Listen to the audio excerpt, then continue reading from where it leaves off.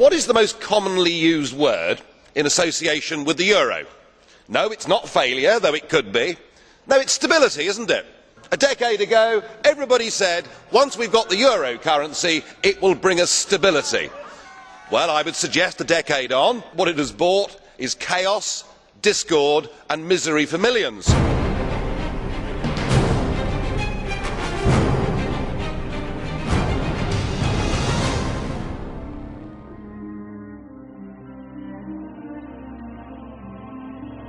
What's happened in the last week marks the beginning of the end. The markets are saying it already. Italian government bonds now yield 1% more than German or French issued government bonds. The markets are saying that economic and monetary union will not last. And I'm not surprised, because it never was an optimal currency zone. One interest rate could never fit all these different countries, and you've never had proper public support. The eurozone has never been tested, but it's about to be. Spain's in economic trouble. Italy, as German economists at the time said, should never have joined the euro. But the situation in Greece, I think, is where we should focus our attention. Thousands of young people out on the streets demonstrating, demanding their government does something. But the Greek government is stuck inside the euro straitjacket. There's nothing they can do. There's nothing a future general election can do in Greece to change anything. And when people have taken away from them the ability through the ballot box to determine their own futures, then I'm afraid that violence becomes the only logical alternative. What you've done with this euro is you have trapped people in an economic prison. You've trapped people in a Volkerkerker from which to get out. It will take great courage, it will take leadership, or possibly the inevitable economic meltdown.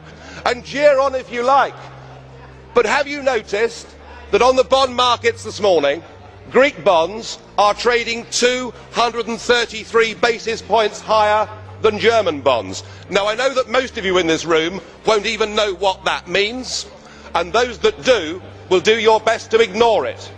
You can go on if you want, burying your heads in the sand. You can ignore the markets if you want to, but in time the markets will not ignore you.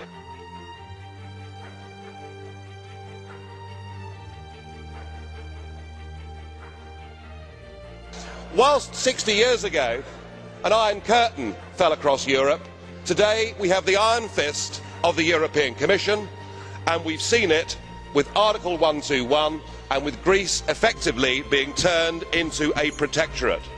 Poor Greece, trapped inside the economic prison of the euro. In 1968 we had the Brezhnev doctrine of limited sovereignty. Today we have shared values, we have ever closer European Union and pooled sovereignty, and that is what you've used. But of course it won't just be Greece, because the same is going to happen to Spain, to Portugal and to Ireland. 121 will be invoked with all of those. Mr Barroso, you said earlier we will stick to our course, and that means millions of people in Europe will be put through pain as you attempt to keep together this disastrous project that is the euro. It will fall to pieces, of that there can be no doubt.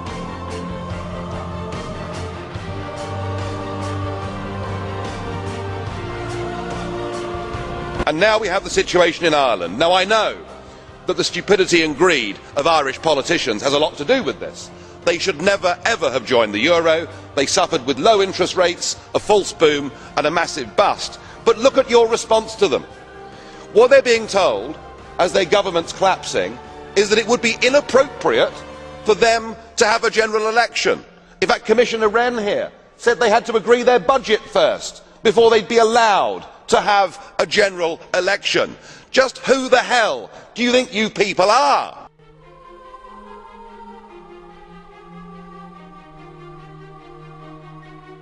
And yet the word stability still being used this morning. Mr Barroso used it, Mr Van Rompuy used it.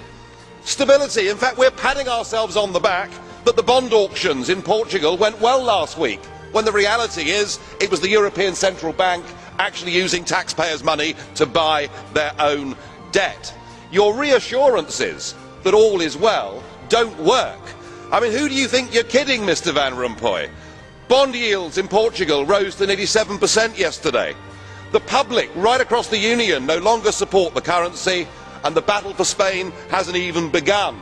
The model itself is failing, and yet what you want is to double the size of the bailout fund. You even want to increase the scope of the bailout fund so that along with the ECB, you too can go on buying yet more of your own debt. You're using the crisis as a massive power grab to take us towards fiscal union. If you succeed, then we should change the name. Get rid of European Union, call it the Debt Union. You are very, very dangerous people indeed. Your obsession with creating this Euro state means that you're happy to destroy democracy. You appear to be happy for millions and millions of people to be unemployed and to be poor. Untold millions must suffer so that your Euro dream can continue. Well, it won't work, because it's Portugal next. With their debt levels of 325% of GDP, they're the next ones on the list, and after that I suspect it'll be Spain. And the bailout for Spain would be 7 times the size of Ireland, and at that moment all of the bailout money has gone. There won't be any more. But it's even more serious than economics, because if you rob people of their identity, if you rob them of their democracy, then all they are left with is nationalism and violence. I can only hope and pray that the Euro project is destroyed by the markets before that really happens. Now, what you should be discussing at your summit on Friday is Portugal, because after the bailouts in Greece and Ireland, it's pretty obvious the markets are sending you all a message. Come in, number 3, your time is up. Portuguese bond yields on Monday hit 7.6%. You know that yourself. It was only at 7%, of course, when it got there that Ireland had to be bailed out. We've also got, in April, a massive rollover of Portuguese debt, another 20 billion that has to be rolled over.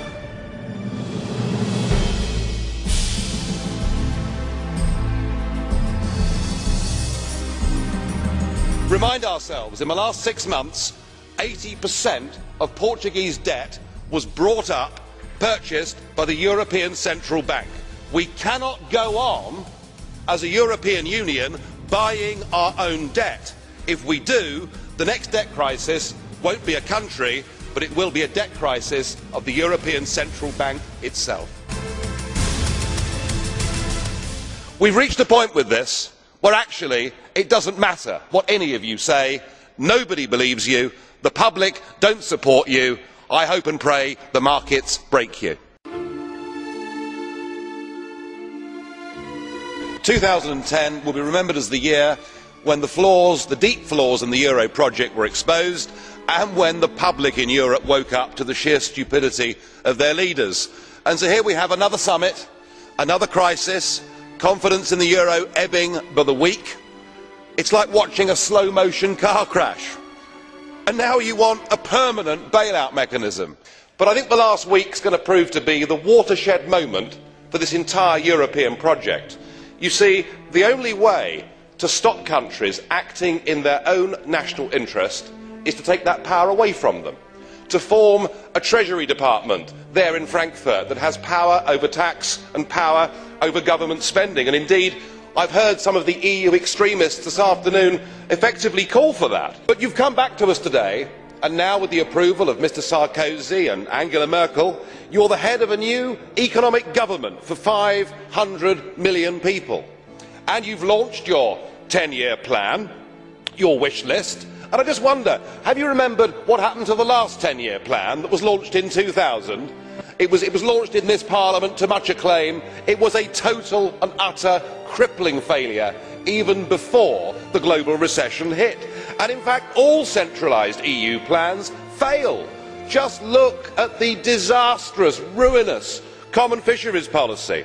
And now your beloved euro has failed. It's failed politically at its first major hurdle. You weren't able to come up with a plan at that summit. You can't bail out Greece without the International Monetary Fund coming in to save, at least for the moment, your euro dream.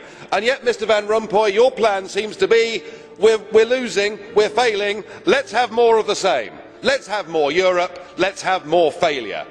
But it must be one thing or the other. It's either a full EU state that controls everything, or it is disintegration and back to national control. Well, President Barroso, you're certainly flexing your muscles, using the powers given to you by the Lisbon Treaty, which you pushed through using illegitimate means. You now do everything you can on the world stage and within the EU to acquire all the attributes of statehood. And nowhere could that be more apparent than in your recent proposal for a direct tax to be levied by the European institutions on the peoples of this continent. Of course, in previous times there was a very successful independence movement that campaigned on the slogan of no taxation without representation. And you certainly, sir, are not a representative. We haven't voted for you and we can't remove you. So I think with this direct tax you actually made a mistake. Because what this euro is all about, it's about a political class imposing its will upon the peoples of Europe. Remember, only 2 countries had a referendum on the euro, Denmark and Sweden, and both of them said no. What we have before us here is the new government of Europe, a government that with the Lisbon Treaty now has enormous powers, not just a foreign minister and embassies, not just the ability to sign treaties, but the ability now to use emergency powers to literally take countries over. And yet what we've heard from the European Parliament big group leaders this morning is the demand that you take even more powers and do it even more quickly. And perhaps it's worth reminding ourselves that this treaty that gives this Commission these powers does not have democratic legitimacy in the European Union at all. You ignored referendums, you denied referendums, and you bullied the poor Irish into voting for a second time. Now I'm struck that the common denominator with this Commission is the sheer number of them that were communists or were very close to communism. Mr Barroso himself was a Maoist. Sim Kallas, far from being a student activist, was even a member of the Supreme Soviet. So a top-notch communist we have there. We have at least 10 communists in this Commission, and it must feel like a return to the good old days. There must be a certain nostalgia amongst the communists.